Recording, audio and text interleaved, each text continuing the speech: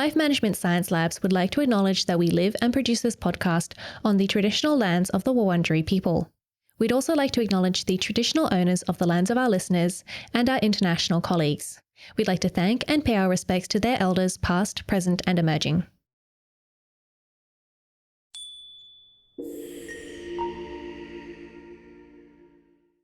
Hi everyone, and welcome to On the House, the Household Management Science Insights podcast produced by LMSL, the Life Management Science Labs. We are champions of life management science, providing structured insights informed by science and inspired by practice on key aspects of conscious living.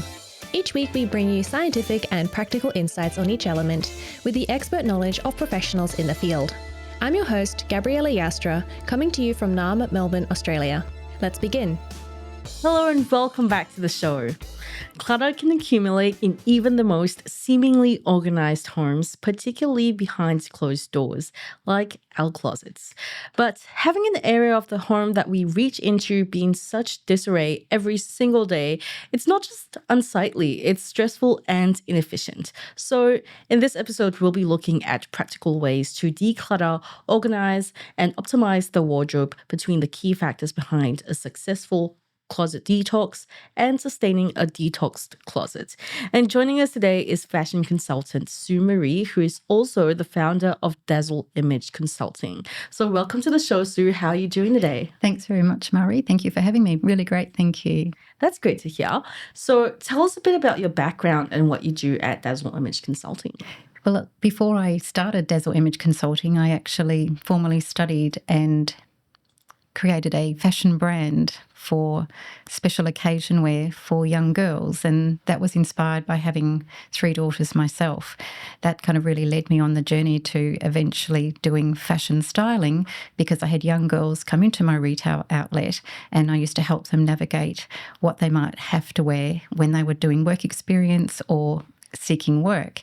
And so I decided to formally train to be a fashion stylist and consultant at that time. And as we moved out of having the store, I wanted to devote all of my time to helping people navigate in the workplace, particularly of the essential items that was expected in industry, and help people navigate their professional photo shoots. So that's where I started. And then, so Dazzle Image Consulting was formed over that time. And then over the pandemic, as I couldn't shop for people or be in people's wardrobes or help them in their homes around organisation, I ended up being on an international board position for the organisation that I'm a member of, that actually supports other fashion professionals in their businesses around education.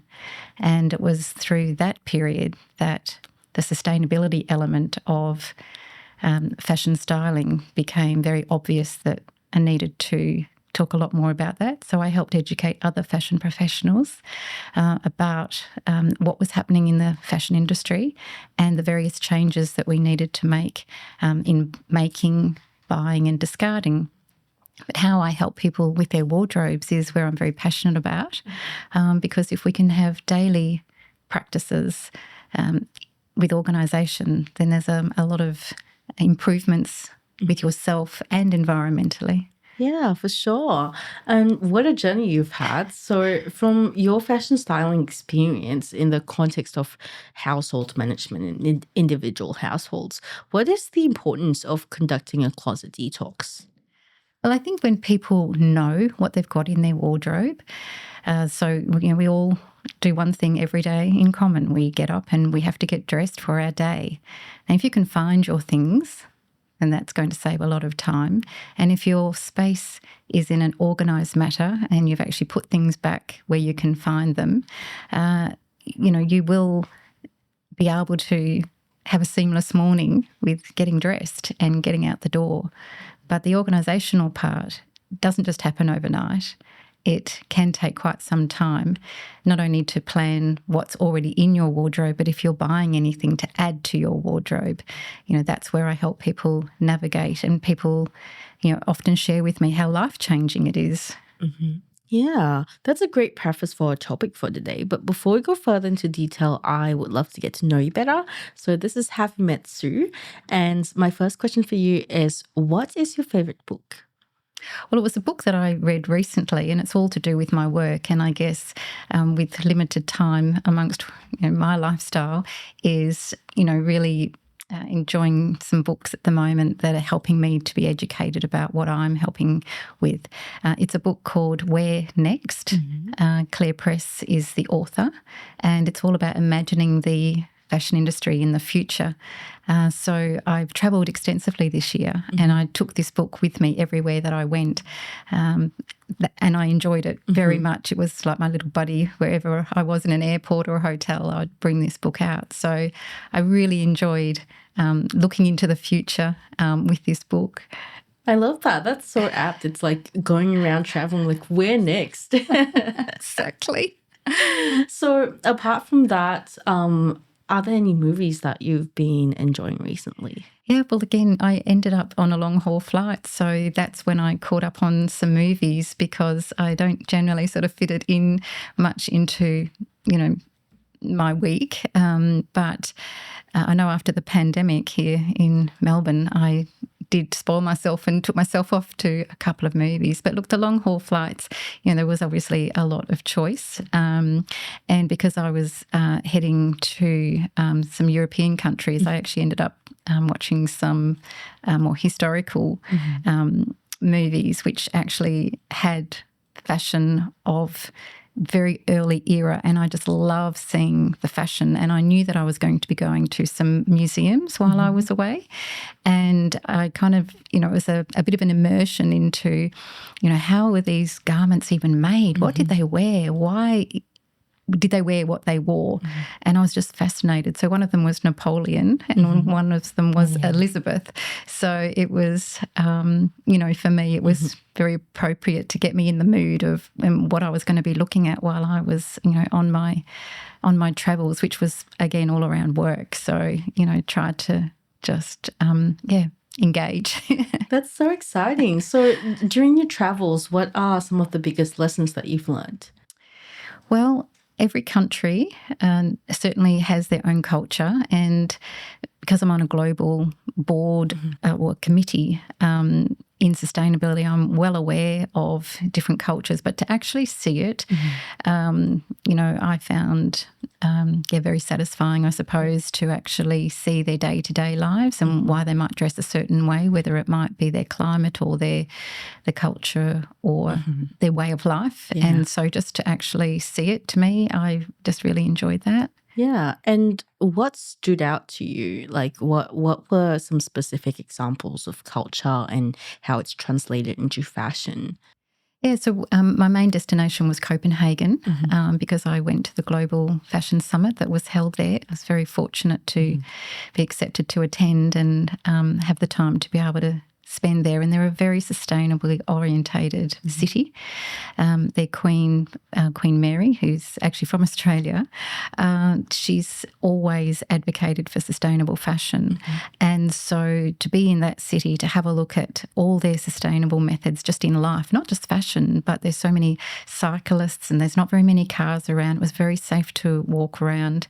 I guess that was something very different to what I had ever experienced before. Yeah. And so, you just even see just across the landscape, just how differently they do things. They make very good use of their water with transporting people just in the city because they've got canals there. So, it was sort of something, I hadn't experienced before. Yeah. Wow, that's really interesting. And sounds like you had a really good experience on your travels. Yes, I did. Well, my last question for you before we end off this section, unfortunately, because we can't keep talking about it,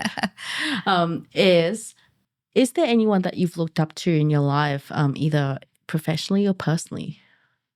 Yeah, I've really always looked up to Dame Quentin Bryce, who was a former Governor General here in Australia.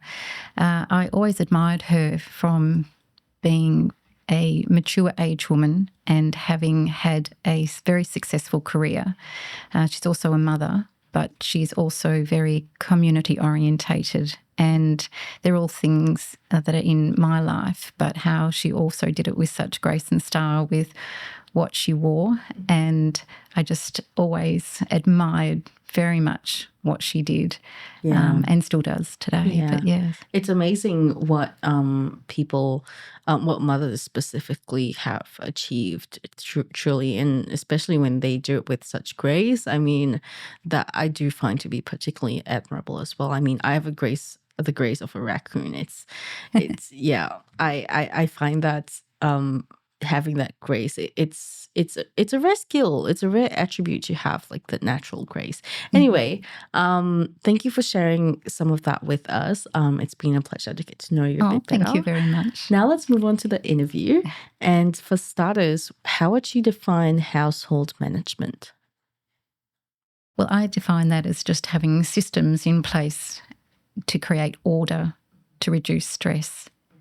And I think if you can find the systems that work for you, because, you and I, even we might be given the same instructions, we won't necessarily be able to apply it, but to even just have the structure to try to work towards, in some sort of plan, I think will reduce overwhelm in your life and stress.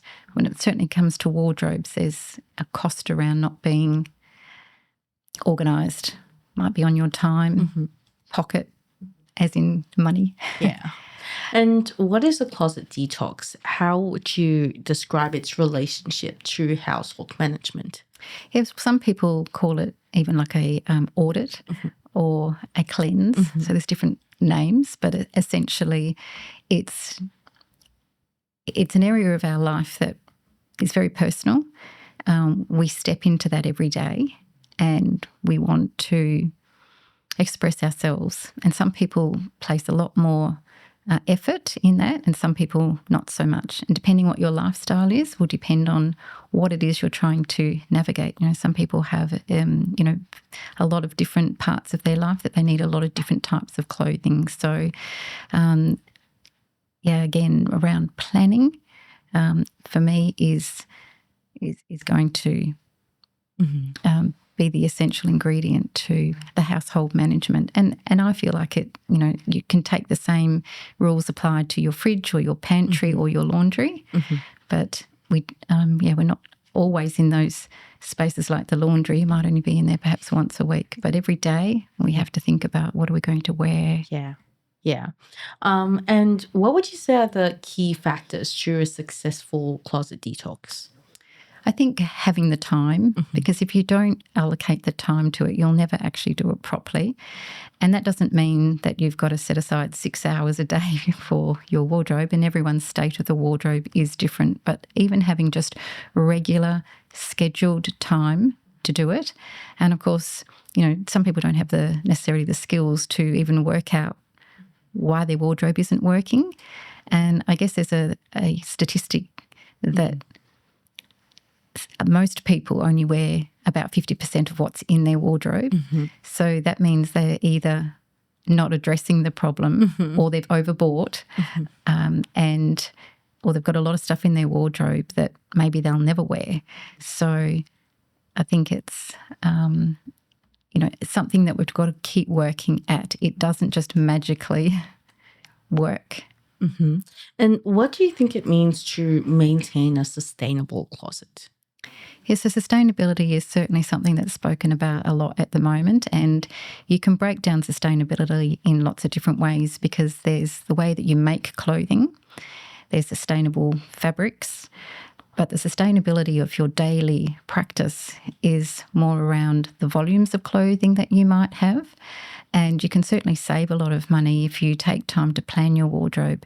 If you're buying clothes very regularly, well, why are you needing those clothes very regularly? You might be treating yourself, or you might just have,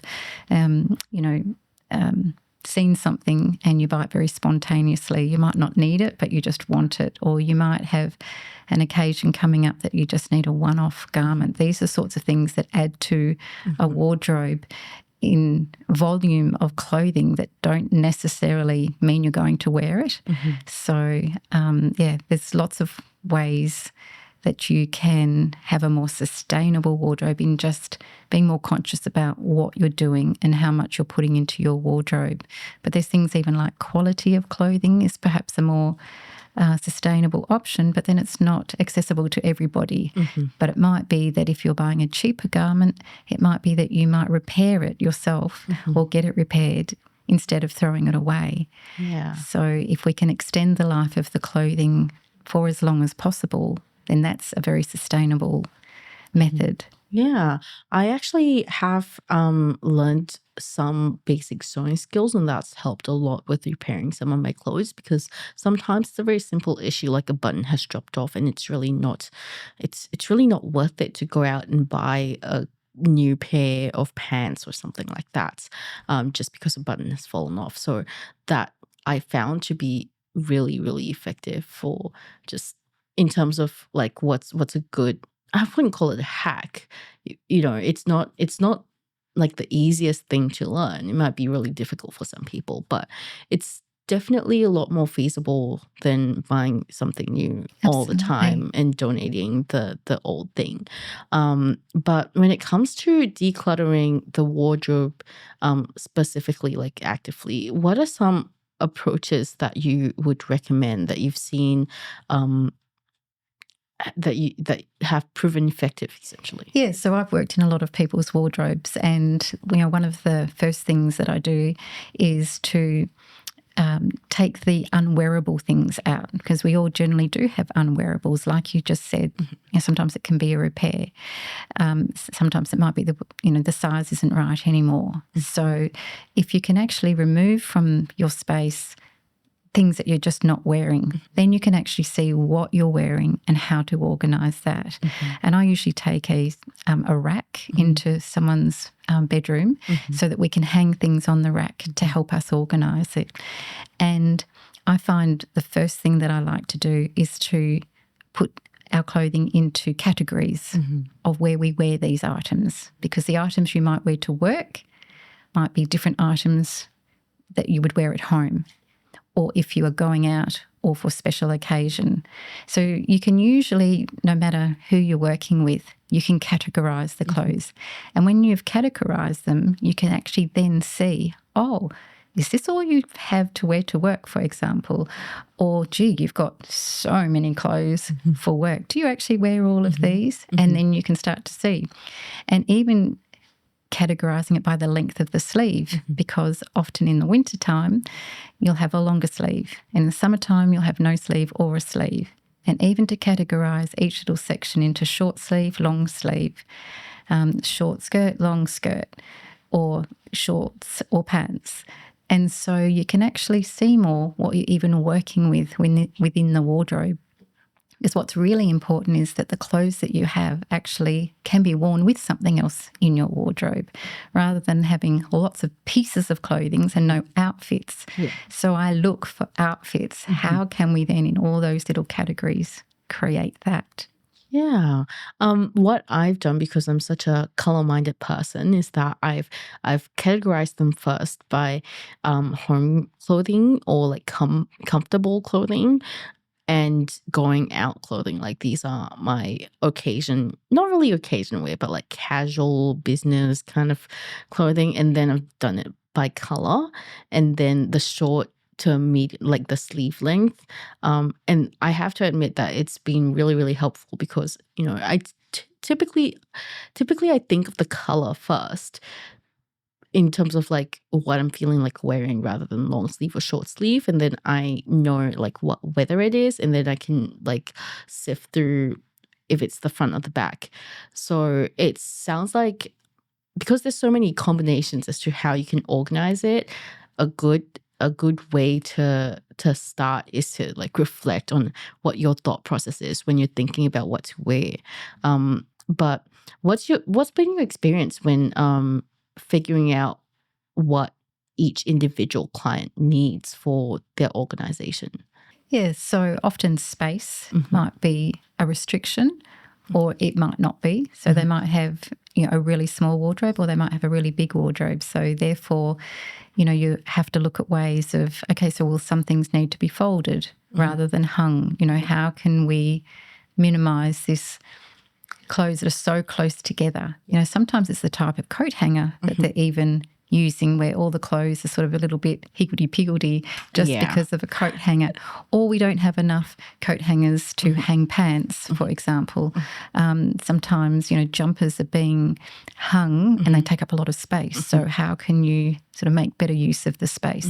You know, are there shelves? So some people have lots of shelves and not much hang, or some people have lots of hang and not much shelves. So you've really got to work with, you know, the space. But certainly, you know, fresh eyes looking in someone else's wardrobe can often see how to introduce boxes. It might even just be a shoe box, an empty shoe box, or it might be, you know, a gift box that you can even put in a drawer to categorise things so that it's not just a whole drawer of, you know, underwear. It might perhaps be folded better to create better space. So there's those sorts of things. But I do really like what you were sharing about colour, because I do like to put wardrobes in colours as well. And I agree with you that colour or pattern and print, for some people, that's what they will go to first about, oh, I feel like wearing something bright today. Where is my bright, you know, pink top, or where is my bright yellow shirt? So we are naturally drawn to colour. But I think the other thing is that sometimes very obvious is that some people have so much pattern and print and they don't have many block colours. And if you don't have plain block colours amongst it, it's really hard to mix and match, because obviously you can wear pattern and print top and skirt, no question. And, you know, men can be very colourful and flamboyant as well. But what is easier to manage someone's wardrobe if they don't have any block colours is what block colour is going to suit this person and this wardrobe to make all this come together, to make it more fully functioning. Because you can have all the clothes in the world but it doesn't function. Why doesn't it function? Because things don't go together. And it's not necessarily about style, but it can be colour that can be the first thing to look at. So what can we do to determine which clothes to keep and which to donate or discard or to repair? What should we be looking out for? Yes. So this is where you can start putting piles on the bed, where if you've got this pile of clothes that you know you're not wearing, okay, so why aren't you wearing them? So you might have a repair pile and you might have a pile that you know that you no longer want to wear and it's in really good condition. So anything in good condition, you know, we are encouraged to send those to the op shops or find another purpose. It might be a clothing swap these days, or it might be a share. You might have a friend who might like it. You know, you might be able to repurpose it. You might look at it and sort of think, oh, if I just took the sleeves off, maybe I would wear that. So it's about sort of, you know, rethinking every piece that is actually in good condition, because even if you're not wearing it, it's a resource. The fabric itself, you know, could be made into something else. So that pile of I'm not wearing, got to think of maybe different ways. But if the easiest option for you is that I really just don't know what to do with this, but I don't need it anymore, certainly op shops are looking for high quality pieces, not that they won't take poor quality pieces, but it is certainly harder for them to on-sell, and there's a cost for them if they can't sell the clothing. So if you're not going to give it to a friend, then don't give it to the op shop. But the other sort of piles, you know, we have sentimental things. So you could have a pile of those, and you could have certainly the complete unwearables that it's broken, stained, just not fixable. It might be activewear or it might be underwear that there is no way you can give that to anyone else. And these days there is many different type of recycling businesses that can collect from your door, or you can find with your council. Some councils have a certain hubs and bins that you can donate to, and some organisations have partnered with shopping centres or stores or certain brands that will take certain things. So it's about thinking, okay, so this pile of complete unwearables, you can't, and not meant to, put it just in your, you know, rubbish bin that's in your driveway. It's not intended for there.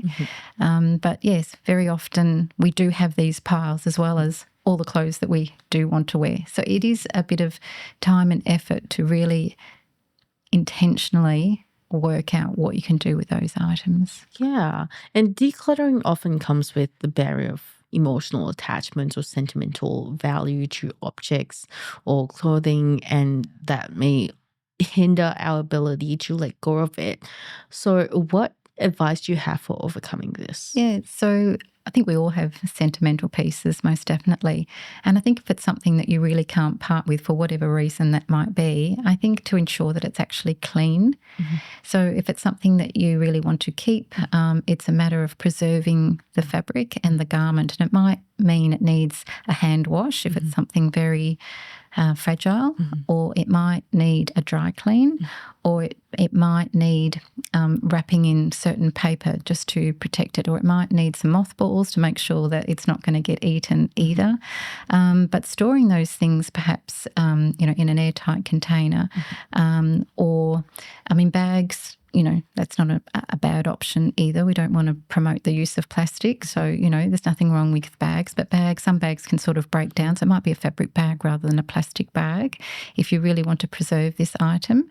But I think it's about not having it hanging in the space that you're working with all the time. I think it's having a space for that. It might be a drawer, or it might be a shelf, or, it might be something that you put your shoes on. And then you can sort of use it as a bit of a shelf, if you happen to have a space in your wardrobe like that. So I think the sentimental things, I'm not saying get rid of those items if you can't. I think the problem would be if you had 100 sentimental things. I think if it actually, that then is perhaps another problem, a different sort of problem.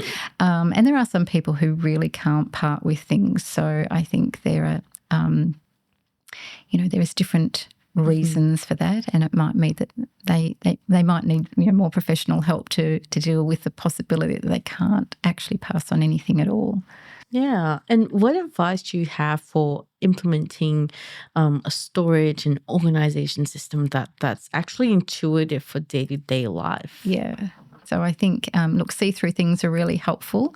Sometimes shoes are better in see-through boxes that can be stacked just for ease. I think, I already mentioned coat hangers, having better coat hangers. So that is kind of a storage system, if you like. It's also, some people really like even vacuum bags because they don't have a lot of space, or it might be that they've got something that they can slip under their bed in like a box, a narrow, long box, and they can vacuum pack their things and then put more in that.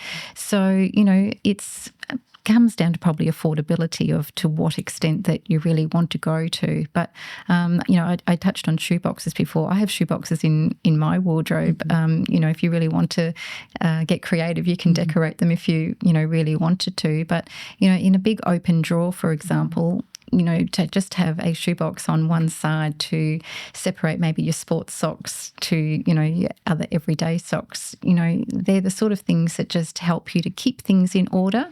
Because if you're returning things back to your wardrobe into a space, then, you'll know exactly where they are. And also, if you've got holes in your socks, then, it's going to be more obvious that if they're segregated into one area that, these socks, I can't wear these. We've just got a whole drawer full of socks. It's like, it's just a mishmash of socks, how do I find even a matching pair? So, yeah, I actually have organized my sock section into matching paired up socks and lonesome little socks that I have no idea where the other side is. I think we all have a sock monster in the laundry that even when you wash your clothes, it's like, having, done laundry for the family. It's like, where are all these socks? They all went into the washing machine. Why didn't they come out? I actually have no idea where they went because I used to, my washer was broken for a while. So I had to go to the laundromat. And when I was doing that, it was a bit more reasonable to be like, okay, it probably fell off somewhere on the way back to my apartment. But now I do have a washer and a dryer in my home, and I still lost a sock. I don't know how.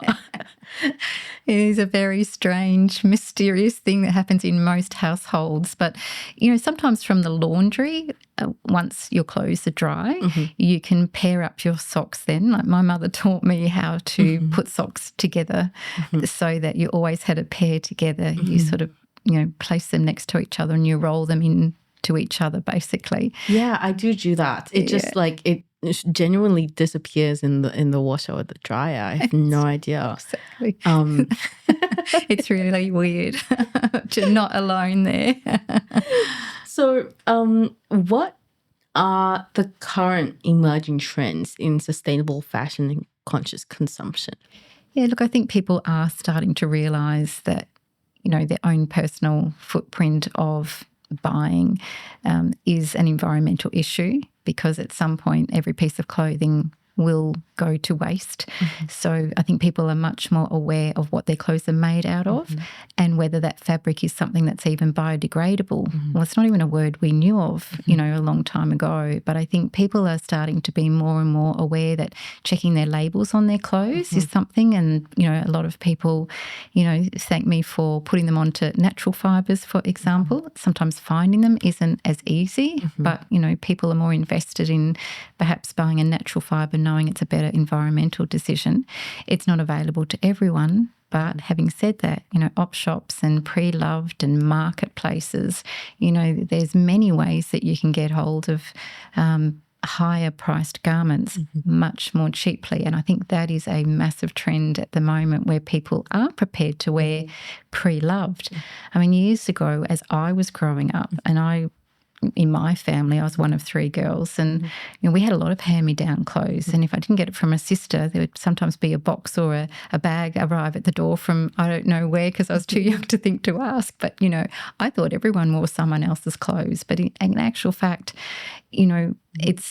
it's only now really a trend that people, certainly the young, are more into thrifting and markets and renting their clothes or looking for rentals for special occasion wear. I think people are, actively seeking out these different ways to buy cheaper clothes. So that is certainly an incentive for people. And some people don't realise that there's the environmental impact anyway. But I think the fact that we are more open to this pre-loved clothing, and that's the industry that's really soaring. In the facts and figures that are out there, it's a boom sort of industry right now, which is very encouraging, that it will stop people from perhaps over-consuming, and they might value their clothes more if it's taken them a long time to find something. And I think valuing our clothes is around repairing and caring, and I think people are starting to realise that we have to do that.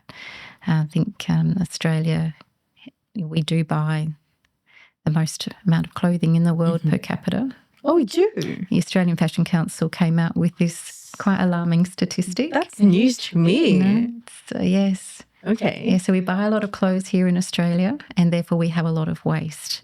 So they are putting systems in place to address how our clothing's being made, and then how we're going to use it, and then how we're going to discard it, because the waste is quite a big problem here in Australia, and we don't have a recycling system at scale that can deal with the current volumes that we're actually dealing with. So, that information is becoming more and more well known. And, people like me, I guess, talking more about it. And certainly in my space, with all, social media and things, all this information comes to me daily. So, I'm sort of getting swamped with, a lot of information. But the fact is that we, not only here in Australia, but around the world, we have to change the way we do things. And this is where we are moving to what is called a circular economy. And that's where extending the life of the clothing for as long as possible is, vital. The resources that we're using to make these clothes from the ground and from our animals, from the plants, the water that we use, we're essentially, wearing it for a very short period of time, and then we're discarding it. Yeah. And a lot of the fabrics won't break down, which means that biodegradability is not happening. And clothes have to be made differently, so that as we're discarding our clothes, that the clothes can be disassembled. So I think, many people are much more aware of that now. And I think as time frames around the world with sustainability goals are expected by 2030. One of the reasons I went to the Global Fashion Summit was, what is the world doing? And I got a very different perception of what's going on around the world and the learnings around the importance of collaborating, because no one organisation can deal with the mass volumes of clothing around the world right now. So if we bring that back to our very own wardrobe, if we can each personally have daily practices around being a little bit more conscious, then those trends are just going to keep moving forward. Yeah, for sure. And I think there are just so many benefits to practicing sustainability with the wardrobe. I mean, I come from a family where I have two younger brothers and we still do hand-me-down clothes. There are some things that you can pass down through between different genders, and that's nothing wrong with that at all. Not at all. Yeah. In fact, there's a lot of consignment stores dealing with pre-loved for both genders, all in the same store, all on the same racks. Yeah. And you're right. Yeah. There's certainly nothing wrong with wearing men's or women's anything really, and kind of anything goes these days anyway. Like I think we're less concerned about a particular trend that everyone's doing the same. In the different eras there has been a very obvious trends, whereas these days it's more about anything goes.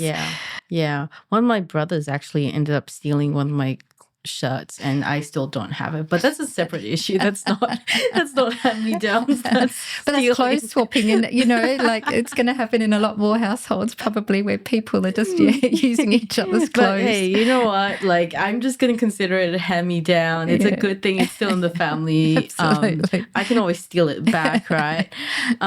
So what do you think are the challenges and opportunities that sustainable fashion will face in the future?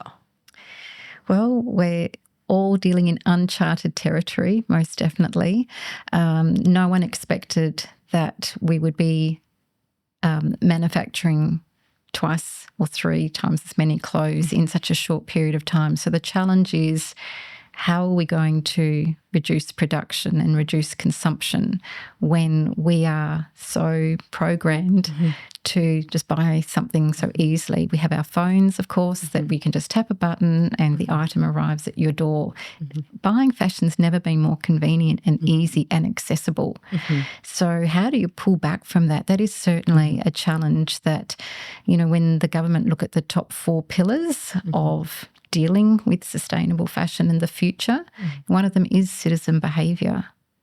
So how do we pull back? Everyone has to make a considered change, but I think people will be motivated if they understand why. You can't just tell people stop buying clothes. It's not about that. Our makers and creators, they're going to continue to make clothes, but can they use what's in the system already? There's another alarming statistic that came to me around, we can in fact clothe the whole world 6 times over right now with what's already in existence. So why do we need to make anything new? But of course, if we can value the resources that are already in circulation, that's going to be the challenge. How will the makers and creators move to that, and how will we, take that on board in our consumption? And I always sort of think, if the shops were full of, yellow plastic bags to wear and that's all we had to wear, well, that's what we will wear. So a lot of the responsibility is coming back to the makers and the creators. I go to many fashion parades and fashion festivals. I help them with their sustainability programs. I'm seeing change there, that if the makers and creators are realising they have to do things differently, obviously we will buy what's available. So I think there's a lot of challenges ahead around the resources that we're using from the world, the climate challenges that's going to allow a lot of our fibres to be grown and made. There's going to be a lot of challenges around that in the future. So how are we going to sort of future-proof the fashion industry? One of the things that I saw in Copenhagen were some fabric innovators. They're scientists and engineers trying to come up with better ways to create our fabrics. So that's another really big challenge, because if we can't grow cotton, if we don't have the water to grow cotton, or we can't find better ways to deal with our cotton and better ways to recycle it, then, you know, how long can we keep doing that for? You know, if the weather doesn't allow us to grow the cotton, what else can we fall back on? So it's wonderful to see so much amazing technology and innovation. And I'm very inspired that around the world there are just so many amazing people working on this. And I'm quite excited in many ways of the future, because we're reinventing it right now. Yeah. But yes, there are challenges ahead. Yeah, I'm really excited to see how it'd be like too. I mean, there's so much that's happened in terms of fashion history, and, you know, we oftentimes as humans, we tend to take something that we love and really in casual terms, go boss too close to the sun and really overdo it. And then we realize what the consequences would be, and then try and pare back. And yeah, it'd be really interesting to see where this goes. Yes.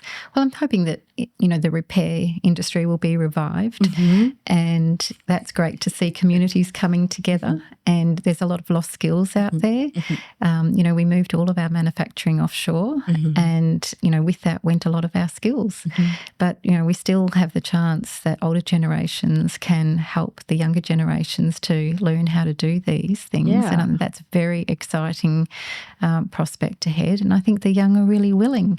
Yeah. You know, male and female. It'd be great to see, you know, everyone having a go. I mean, there's an awful lot of, you know, male designers out there, and, you know, there's some young ones coming through as well. So it's very exciting in many ways. Yeah. But I think, you know, looking for more quality pieces, I think that's really going to help us to value our clothing more. And, you know, as I said earlier, if, you know, your clothing, you're feeling like it's a poor quality, you can still look after it. And I think a lot of people are very used to just throwing things in a washing machine. Those who have a washing machine, because, you know, there's a lot of people in this world who still hand wash their clothing because they don't actually have access to electric washing machines. But I do think that caring for our clothes more in the laundry can also extend the life of clothing just by caring more. And I think if people cared more, I think we will have a better outcome. Yeah. Well, thank you so much for sharing that with us. What do you think is a habit that you'd recommend practicing in order to maintain a sustainable wardrobe? Yeah, well, that's very true, because you can have it all neat and tidy, and then you wear your clothes for a week and suddenly everything's, you know, out of order. So the daily practice would be to return the clothes to where they need to be so you can find them again. Yeah. So if you have a designated place, for example, for your belts or your ties or your scarves, even jewelry, you know, for a lot of people, they like to wear jewelry. If you actually have designated places for them, perhaps like your car keys, you know, where do you put your car keys every night? And, you know, so that they're there, you know where they are the next day. The same applies in your wardrobe. So it really becomes a daily ritual. When you get changed at night, you actually hang your things. I've seen a lot of floor wardrobes. And, you know, people are trying on lots of different things before they go out to find that thing that they want to wear. So it's not an uncommon thing. But when it's all said and done, when you get back home, it's about being disciplined enough to put the clothes away on the same day. If you can't do it that day, too tired, need to go to bed, need to get up early, well, of course, the same thing can happen again. But you really need to be very conscious about putting your things away every day if you can. And this definitely extends to the rest of the household as well. Oh, absolutely. Well, thank you for sharing all of that with us. It's been such a pleasure to pick your brain about sustainable closet detox and stuff. Now let's move on to the open mic section. This is your opportunity to talk about anything that you're passionate about, and it doesn't have to be related to the topic. So the floor is entirely yours. Please take it away. Oh, thanks very much, Marie. Well, I guess one of the things, you know, during my life, before I even entered fashion was more about sewing. And I was very fortunate, I guess, that, my mother sewed, my grandmother sewed, that there was a lot of fabric and always a sewing machine around. And when I was at school, I also learned to sew. So it's been quite a big part of my life always to make and create. And something that I'm enjoying finding at the moment when I'm having a look at op shops and pre-love stores and seeing how they do it, because every store does it a little bit differently, I've come across some beautiful handmade tablecloths, and I've been inspired by a maker in Hobart when I was at the Tasmanian Fashion Festival, who I had as part of my exhibition about reusing. It made some fashion out of these tablecloths. And it's been with me ever since, how as I see these tablecloths in these pre-loved stores, to value that beautiful handcraft that many women sat for hours and hours and hours doing these. And of course families have been passing them on to op shops because they don't know what to do with them, and they're not using them, so they're just moving them on. But I have found a particular shop who has a lady who washes and takes out stains and restores them and then puts them up for sale. And so I've been slowly buying different pieces that I'm going to make into some garments using little doilies and handmade embroidered pieces of fabric. And it's still in the planning stage at the moment. But as my grandmother and mother sewed, I've got a lot of their old patterns that they had passed on to me. And so the project is going to evolve with I'm using old patterns and old fabrics. And it'll be just interesting to see what I sort of come up with using a whole lot of, different mediums of handmade items. Yeah, that sounds so exciting. I saw someone on the internet actually make clothing out of bunch of men's ties. I have seen that. Yeah, the dress. I think that's so cool to me. So I'm really keen to see what you come up with. Thank you so much for sharing all of that with us. Oh, that's right. Well, it's a bit of a passion project. It's just something that I'm going to, hopefully do over, the next few months when I've sort of got time to devote to, bringing this to life. Wow, amazing. Well, if our listeners want to keep up with you, find out more about you and what you do, where can they go? Oh, thanks very much for mentioning it. So I do have a website, which is on my business name, which is Dazzle Image Consulting and .com.au. I'm on Instagram and Facebook under the same name. And also I'm on LinkedIn by Sue Maree as well. Amazing. We'll link those in the show notes. Thank you everyone for tuning in, and we'll catch you in the next episode. You've been listening to On the House, produced by the Household Management Science Labs, a division of LMSL, the Life Management Science Labs. More episodes like this from across 10 life management perspectives can be found by searching LMSL on Apple Podcasts, Google Podcasts, YouTube, Spotify, and other podcasting apps available on your smart devices. If you enjoyed this episode, please consider rating our show, sharing it, and subscribing to our channel, as it helps other people find it so we can grow and bring you more quality resources. More of our work can be found on our website at hm.lmsl.net, where you can join our movement. I'm Gabriella Yastra. Thanks for tuning in.